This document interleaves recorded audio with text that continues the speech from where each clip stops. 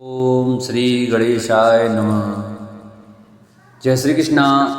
आप सभी भक्तजनों को सकट चौथ की हार्दिक शुभकामनाएं। प्रिय भक्तजनों, आज हम आपको सकट चौथ की व्रत कथा सुनाएंगे। सभी भक्तजन हमारी साहूकार और साहूकारनी की यह सकट चौथ की व्रत कथा अवश्य सुने। आइए भक्तों, हम अपनी कथा को प्रारंभ करते हैं। एक साहूकार और एक साहूकारनी थे। वह धर्म पुण्य को नहीं मानते थे, इसके कारण उनके कोई बच्चा नहीं था। एक दिन साहूकारनी पड़ोसी के घर गई। उस दिन सकट चौथ था। वहां पड़ोसन सकट चौथ की पूजा करके कहानी सुना रही थी। साहूकारनी ने पड़ोसिन से पूछा, तुम क्या कर रही हो? तब पड़ोसिन बोली कि आज चौथ का व्रत है, इसलिए कहानी सुना रही हूं। तब साहूकारनी बोली, चौथ के व्रत करने से क्या होता है? तब पड़ोसिन बोली, इसके करने से अन्न धन सुहाग पुत्र सब मिलता है। तब साहूकारनी ने कहा, यदि मेरा गर्भ रह जाए तो मैं 1.25 सेर तिलकुट करूंगी और चौथ का व्रत करूंगी। श्री गणेश भगवान की कृपा से साहूकारनी के गर्भ रह गया तो वह बोली कि मेरे लड़के हो जाए तो मैं 2.5 सेर तिलकुट करूंगी। कुछ दिन बाद उसके लड़का हो गया तो वह बोली कि हे चौथ भगवान, मेरे बेटे का विवाह हो जाए तो 5.25 सेर का तिलकुट करूंगी। कुछ वर्षों के बाद उसके बेटे का विवाह तय हो गया और उसका बेटा विवाह करने चला गया, लेकिन उस साहूकारनी ने तिलकुट नहीं किया। इस कारण से चौथ देव क्रोधित हो गए और उन्होंने फेरों से उसके बेटे को उठाकर पीपल के पेड़ पर बिठा दिया। सभी वर को खोजने लगे पर वो नहीं मिला। हताश होकर सारे लोग अपने अपने घर को लौट गए। इधर जिस लड़की से साहूकार के लड़के का विवाह होना था वह अपनी सहेलियों के साथ गणगौर पूजन के लिए जंगल में दूब लेने गई। तभी रास्ते में पीपल के पेड़ से आवाज आई, ओ मेरी अर्धव्ययी। यह बात सुनकर जब लड़की घर आई उसके बाद वह धीरे धीरे सूखकर कांटा होने लगी। एक दिन लड़की की माँ ने कहा, मैं तुझे अच्छा खिलाती हूँ, अच्छा पहनाती हूँ, फिर भी तू सूखती जा रही है, ऐसा क्यों? तब लड़की अपनी माँ से बोली कि वह जब भी दूब लेने जंगल जाती हूँ तो पीपल के पेड़ से एक आदमी बोलता है कि वो मेरी अर्धव्ययी, उसने मेहंदी लगा रखी है और सहरा भी बांध रखा है। तब उसकी माँ ने पीपल के पेड़ के पास जाकर देखा, यह तो उसका जमाई है। तब उसकी माँ ने जमाई से कहा, यहाँ क्यों बैठे हो? मेरी बेटी तो अर्धव्ययी कर दी और अब क्या लोगे? साहूकार का बेटा बोला, मेरी माँ ने चौथ का तिलकुट बोला था लेकिन नहीं किया, इसलिए चौथ माता ने नाराज होकर यहाँ बैठा दिया। यह सुनकर उस लड़की की माँ ने साहूकारनी के घर गई और उससे पूछा कि तुमने सकट चौथ का कुछ बोला है क्या? तब साहूकारनी बोली, तिलकुट बोला था। उसके बाद साहूकारनी बोली, मेरा बेटा घर आ जाए तो 2.5 मन का तिलकुट करूंगा। इससे श्री गणेश भगवान प्रसन्न हो गए और उसके बेटे को फेरों में लाकर बैठा दिया। बेटे का विवाह धूमधाम से हो गया। जब साहूकारनी के बेटा एवं बहू घर आए तब साहूकारनी ने 2.5 मन तिलकुट किया और बोली, है चौथ देव, आपके आशीर्वाद से मेरे बेटा बहू घर आए हैं, जिससे मैं हमेशा तिलकुट करके व्रत करूंगी। इसके बाद सारे नगर वासियों ने तिलकुट के साथ सकट व्रत करना आरंभ किया। हे चौथ, जिस तरह साहूकार को बेटे बहू से मिलवाया वैसे ही हम सबको मिलवाना।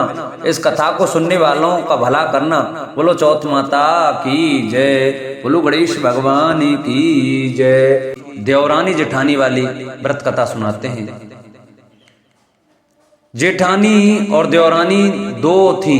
जेठानी अमीर थी, उसका परिवार भी बड़ा और पूरा भरा था। देवरानी गरीब थी, इतनी गरीब थी कि जेठानी की सेवा टहल करके गुजारा करती थी। जो कुछ चूनी चोकर मिल जाता उसे अपनी झोंपड़ी में आकर पका कर खा लेती। फूटे घड़े से पानी पीकर टूटी चारपाई पर सो जाती। सुबह उठकर फिर जेठानी के सेवा करने चली जाती। साल भर का त्योहार आया, देवरानी भूखी प्यासी जेठानी की टहल करती रही। रात को जब आने लगी तो दिनों की तरह चुनी चोकर भी नहीं दिया। खाली हाथ झोपड़ी में आई, खेत से बथुआ तोड़ लाई, थोड़े से चावल के कन ढूंढकर इकट्ठे किए, कन के लड्डू बनाए, बथुआ बनाकर रख दिया। रात को सकट चौथ माता आई, टटिया की ओर खड़ी होकर बोली, ब्राह्मणी खोलो किवाड़ा। देवरानी बोली, चलिए आओ माता, किवाड़े कहाँ हैं? भीतर आते ही सकट माता ने कहा, बड़ी भूख लगी है। देवरानी ने कहा, माता जो कुछ दिया है खाओ। कन के लड्डू और बथुआ के धोंदा आगे रख दिए। जब सकट माता छक्कर खा चुकी तो बोली, पानी पिला दो। देवरानी फूटी गगरी ले आई। पानी पीकर सकट माता ने सोने की इच्छा की। उसने टूटी खाट बता दी। थोड़ी देर सोने के बाद सकट माता को टट्टी लगी। उन्होंने पूछा, टट्टी कहाँ जाऊं? देवरानी ने कहा, माता सारा घर लीपा पुता है, जहाँ चाहो बैठ जाओ। सारे घर में उन्होंने टट्टी टट्टी कर दी, फिर भी अभी पूरी तरह निपट नहीं पाई। पूछा, अब कहाँ जाऊं? देवरानी ने कहा, मेरे सिर पर करो। उन्होंने उसके सिर पे पांव तक टट्टी से नहला दिया और चली गई। सुबह जब देवरानी उठी तो सारी झोंपड़ी कंचन में हो गई। चारों तरफ सोना ही सोना बिखरा पड़ा था। जल्दी जल्दी बटोर कर रखने लगी, पर सोना चुकता ही नहीं था और वह रखते रखते थक गई। इधर जब समय से देवरानी नहीं पहुंची तो जेठानी बहुत बिगड़ने लगी। जेठानी बोली, कल त्योहार था, सारा काम पड़ा है और देवरानी जी आज अभी पता नहीं है। उसने अपने लड़के को भेजा और कहा, जाकर फौरन बुला लाओ। लड़के ने जो खबर दी तो जेठानी का जी धक से रह गया। दौड़ी दौड़ी पहुंची, देखा चारों तरफ सोना ही सोना बिखरा पड़ा है। देवरानी ने पूछा, किसको घूसा किसको मूसा? देवरानी सहज भाव से बोली, न किसी को घूसा न मूसा, यह सब सकट माता की कृपा है। जेठानी ने पूछा, ऐसी क्या सेवा की तूने जो सकट माता प्रसन्न हो गई? देवरानी बोली, मैंने तो कुछ नहीं किया, केवल कन के लड्डू और बथुआ के धोंदा दिए थे खाने को। इस प्रकार उसने सब कुछ बता दिया। जेठानी घर आई और गरीबों की तरह रहने लगी। साल भर बाद जब सकट माता का त्योहार आया तो देवरानी की भांति कनक के लड्डू बनाए और बथुआ के धोंदा बनाए। फूटी गगरी और टूटी चारपाई रख दी और सकट माता की राह देखने लगी। रात में सकट माता ने दरवाजा खटखटाया। जेठानी ने कहा, माता किवाड़े कहाँ हैं? टटिया खोल आ जाओ। सकट माता ने जो पिछले साल देवरानी के साथ किया था वही सब किया। जेठानी ने कहा, माता जो कुछ है खाओ पियो, तुमसे कुछ छिपा तो नहीं है। सकट माता ने खाया पिया और टांग फैलाकर सोई और आधी रात को घर तथा जेठानी को टट्टी से नहला दिया और माता चली गई। सुबह हुई, लड़के बच्चों ने देखा चारों तरफ गंदगी ही गंदगी फैली है। जेठानी भी गंदगी से नहाई निकली। चलना कठिन था, सारा घर बदबू से भर गया। उन्होंने कहा, तुमने यहाँ क्या किया? जेठानी ने खिसियाकर देवरानी को बुलाया। देवरानी आई। जेठानी ने बड़े ताने से कहा, तुमने जो कुछ कहा था वह कुछ न हुआ। देवरानी ने कहा, तुमने जो बहन गरीबी का नाटक किया था, तुम्हारे पास तो सब कुछ भरा था, इसी से संकट माता प्रसन्न हुई। मेरी गरीबी में उन्हें दया आ गई और सब कुछ दे दिया। तुमने जो मेरी नकल की थी, इसी से ऐसा हुआ। सकट सोत की दूसरी कथा इस प्रकार है। नगर में एक कुमार रहता था। एक बार जब उसे बर्तन बनाकर आवा लगाया तो आवा नहीं पका। हार कर वह राजा के पास जाकर प्रार्थना करने लगा कि आवा पक नहीं रहा है। राजा ने पंडित को बुलवाकर कारण पूछा तो राज पंडित ने कहा कि हर बार आवा लगाते समय बच्चे की बलि देने से आवा पक जाएगा। राजा का आदेश हो गया। बलि आरंभ हुई। जिस परिवार की बारी आती वह परिवार अपने बच्चों में से एक बच्चा बलि के लिए भेज देता। इसी तरह कुछ दिनों बाद सकट के दिन एक बुढ़िया के लड़के की बारी आई। बुढ़िया के लिए वही जीवन का सहारा था, लेकिन राज आज्ञा के आगे किसी की नहीं चलती। दुखी बुढ़िया सोच रही थी कि मेरा तो एक ही बेटा है, वह भी सकट के दिन मुझसे जुदा हो जाएगा। बुढ़िया ने लड़के को सकट की सुपारी और दूब का बीड़ा देकर कहा, भगवान का नाम लेकर आवा में बैठ जाना, सकट माता रक्षा करेंगी। तिल तिल सकट मनाऊं और सकट की रात महतारी पूत बिछोड़ कबू न हो। बालक को आवा में बैठा दिया गया और बुढ़िया सकट माता के सामने बैठकर पूजा करने लगी। पहले तो आवा पकने में कई दिन लग जाते थे। इस बार सकट माता की कृपा से एक ही दिन में आवा पक गया। सवेरे कुमार ने देखा तो हैरान रह गया, आवा पक गया था। बुढ़िया का बेटा भी सुरक्षित था और अन्य बालक भी जीवित हो गए थे। नगर वासियों ने सकट की महिमा स्वीकार की तथा लड़के को भी धन्य माना। तब से आज तक सकट की विधि विधान से पूजा की जाती है। सकट चौथ की तीसरी कथा इस प्रकार से है। एक ब्राह्मण था, उसके एक ही लड़का था, वह बहुत गरीब था। उसका लड़का राजा के यहाँ काम करता था। वह पैसे बहुत कम मिलते थे, खाना पीना मुश्किल से चल पाता था। सकट का त्योहार आया, ब्राह्मणी व्रत रही, घर में कुछ नहीं था। उसने अपने लड़के से कहा कि जब राजा के यहाँ से काम करके चलना तब थोड़े से तिल गुड़ मांग लेना, जिससे हम पूजा तो कर लेंगे। लड़का राजा के यहाँ काम करने पहुंचा। दिन भर काम करने के बाद वह एक भंडार में घुस गया, भीतर से दरवाजा बंद कर लिया। वहां तो सारी चीजें भरी पड़ी थी, पर उसको चोरी की आदत तो थी नहीं। सोच रहा था चोरी करूं तो कैसे करूं, माघ का महीना, चोरी जैसा भयंकर पाप कैसे करूं। बार बार वह कहता, तिल चुराऊं तो पाप, गुड़ चुराऊं तो पाप, माघ का महीना क्या चुराऊं। पहरेदारों के कानों में शब्द पड़े। उन्होंने राजा को बुलाया। राजा ने सुना, दरवाजा खटखटाया और पूछा, तुम कौन हो। लड़के ने कहा, मैं आपके यहाँ काम करता हूँ, मैं बहुत गरीब हूँ, मेरी माँ आज व्रत है। उसने कहा था राजा के यहाँ से थोड़ा सा तिल और गुड़ चुरा लाना तो मैं सकट की पूजा कर लूंगी, पर मैं बहुत देर से सोच रहा हूँ, माघ का महीना है, तिल चुराऊं तो पाप, गुड़ चुराऊं तो पाप। राजा ने कहा, मैं कैसे विश्वास करूं कि जो तुम कह रहे हो सो सही है।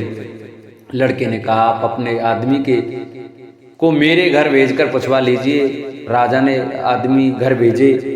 आदमियों ने बुढ़िया को पुकारा। बुढ़िया ने कहा, मैं बाहर नहीं आ सकती, मेरी धोती तो फटी है। आदमियों ने लौटकर राजा से कहा। राजा को दया आ गई। राजा ने कहा, गाड़ियों में जितना चाहो माल लदवा लो, सब तुम्हारा है। घर जाकर माँ से कहो कि खूब विधि से सकट की पूजा करे और सुख से जीवन व्यतीत करे। अब तुम्हें चोरी करने की जरूरत नहीं है।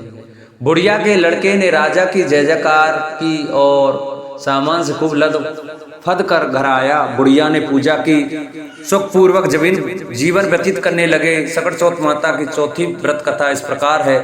एक राजा था, उसकी कोई संतान नहीं थी, वह बहुत दुखी रहता था। एक दिन राजा अपने घर के दरवाजे पर बैठा था, उधर से एक भंगिन निकली तो उसने दूसरी औरत से कहा, आज सुबह से निर्वसी राजा का मुंह देखा है, देखो दिन कैसा बीतता है। राजा ने यह बात सुन ली, वह महल में आकर चुपचाप लेट गया।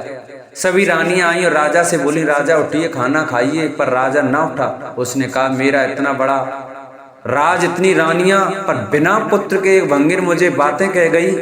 महल में सभी लोग दुखी हो गए, पर छोटी रानी की दासी बड़ी चालाक थी। उसने छोटी रानी से कहा, राजा बहुत दुखी हैं, हम जो कुछ करती जाएं तुम चुपचाप देखती जाओ, राजा का दुख दूर हो जाएगा। उसने जाकर राजा से कहा, राजा जी उठिए, भोजन करिए, छोटी रानी गर्भवती है। राजा बड़ा खुश हुआ और उठकर खाना खाया और 9 महीने तक पुत्र होने का इंतजार करने लगा। एक दिन दासी ने कमरे में चारों तरफ पर्दे बांध दिए और राजा से बोली, पुत्र हुआ है।